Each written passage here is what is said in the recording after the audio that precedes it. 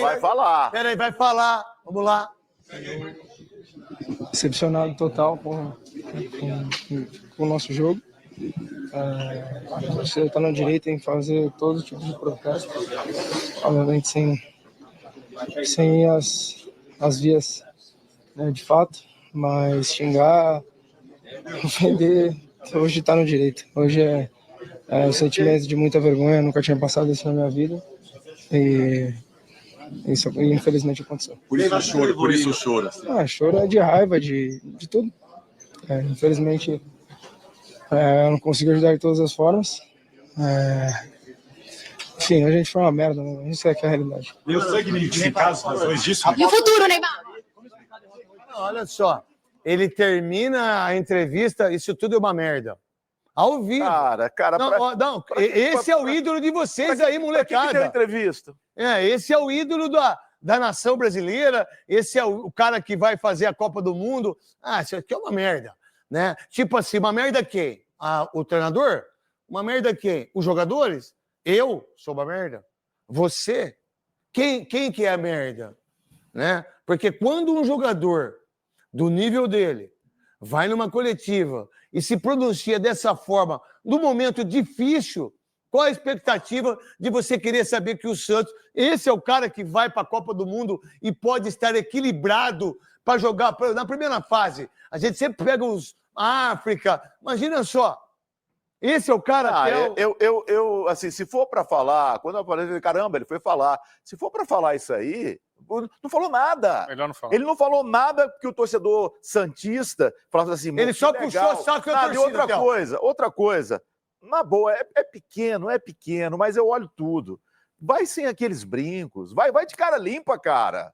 Vai de cara, vai de jogador. Vai de gente que chama responsabilidade. Agora vai com aquele monte de brinco, com boné. Vai e encara, bicho. Tá na hora de você encarar a vida, cara. Mas ele não encara a vida. Você é bom de bola. É monstro jogando bola. Mas não é... para. Dá duas respostas. Parou. A torcida não pode vir a via de fatos. Eu acho que ele nem sabe o que é isso. Mas tudo bem, ele falou, talvez ele nem saiba. Aí ele vem... Né? Chorei de raiva, e aí vem, no final, recuperou a entrevista? Recupera a entrevista aí, Cascão. Quesada, o que você achou? Essa é a parte, né, que fortalece o despreparo, que começa em campo, jogando, depois o choro do derrotado e a explosão no momento em que a cabeça já deveria estar fria, né? Porque o jogo já terminou há um tempo.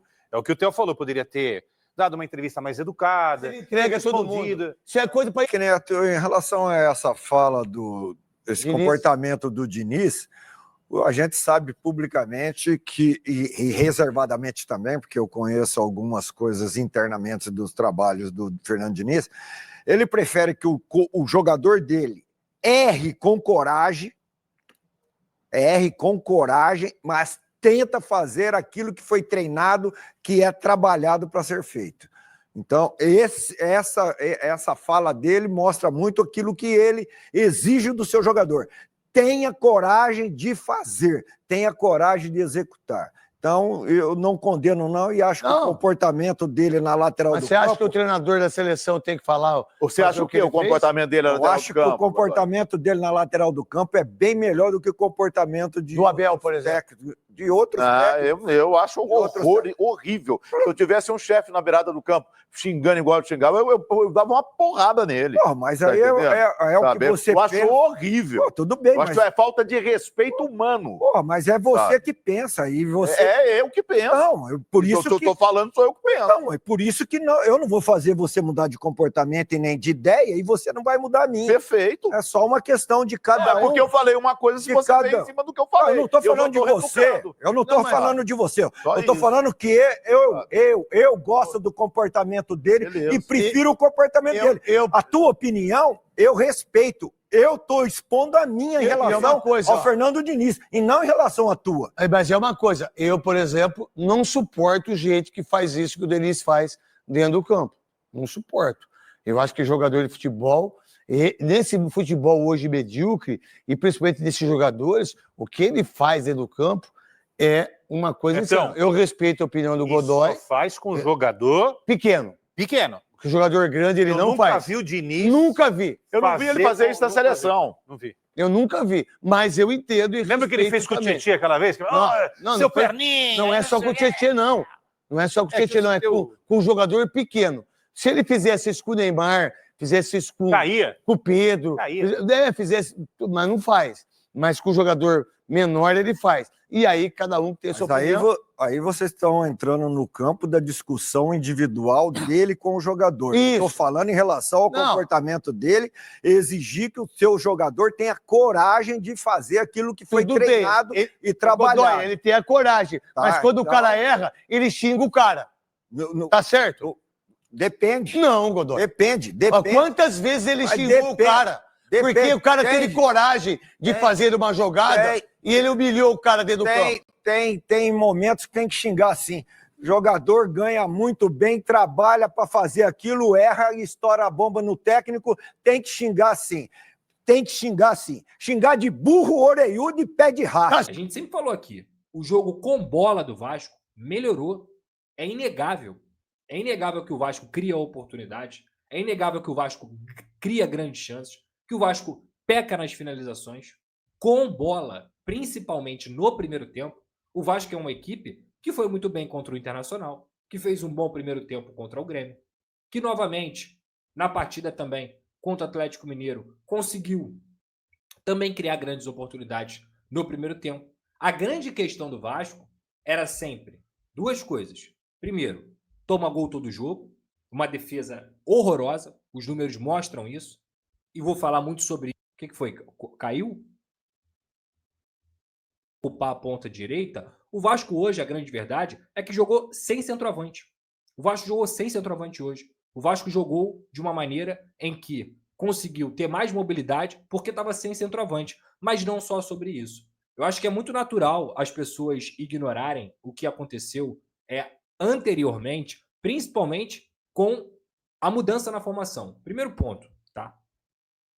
No primeiro minuto de jogo, o Hugo Moura, que foi escalado hoje como zagueiro novamente, e que eu vou continuar sendo contra, que eu continuo sendo contra, que eu continuo não acreditando que essa opção é a mais válida para o Vasco, e assim como, aí eu vou te dar um ponto aqui, assim como um jogo não define que o Verratti atrapalhava o Vasco, um jogo não define que o Hugo Moura é a solução para a zaga do Vasco.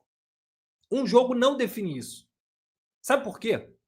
O Hugo Moura, ele foi tão imprudente no primeiro minuto de jogo, no segundo minuto de jogo, no terceiro minuto de jogo, que ele poderia ter colocado a atuação do Vasco no lixo.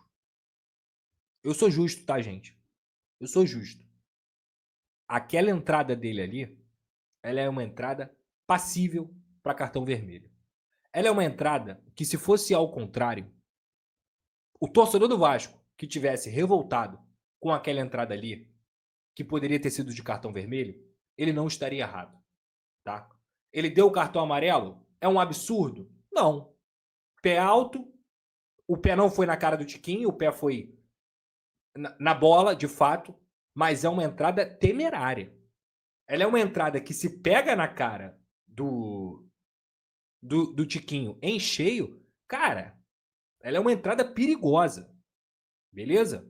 Então, o Hugo Moura, ele quase coloca o jogo do Vasco no lixo nos primeiros minutos.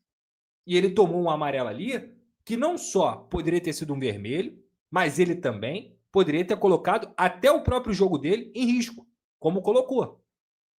A questão quando eu falo que não pegou na cara, gente, pegou na cara em cheio. É isso que eu estou dizendo. É claro que pegou na cara, mas a entrada é completamente irresponsável. Então, para mim, cara, o Vasco precisa... Não. O Hugo na zaga não é a solução. Não é. E hoje o jogo do Vasco poderia ter ido pro lixo caso o Ramon Abate-Abel resolvesse expulsá-lo ou até mesmo o Santos tivesse feito um jogo melhor, mais em cima dele, e ele tomasse segundo amarelo. Como a gente já viu o Hugo sendo expulso em outros momentos, tá?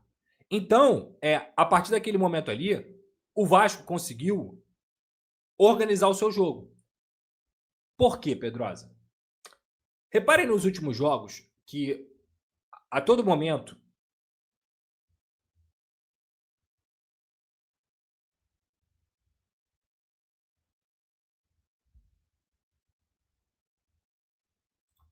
que houve?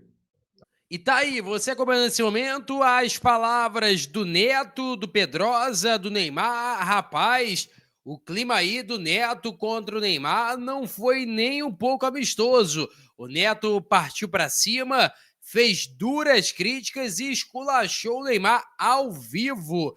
É, rapaz, não é mole não. O que uma derrota tão pesada assim afeta no ambiente da equipe santista. E o Vasco da Gama venceu e convenceu, venceu muito bem, mas lógico, né? Precisa dos reforços ainda, precisa ainda aprimorar algumas situações para que possa passar o Campeonato Brasileiro de maneira tranquila. Peço a você que deixe o like, é muito importante para o nosso canal. Acione o sininho de notificação para não perder nenhum conteúdo. Nossa meta é alcançar o mais rápido possível 60 mil, conto muito com a sua ajuda e também com a sua moral. Vou ficando por aqui, valeu, tamo junto e é nóis! Fui!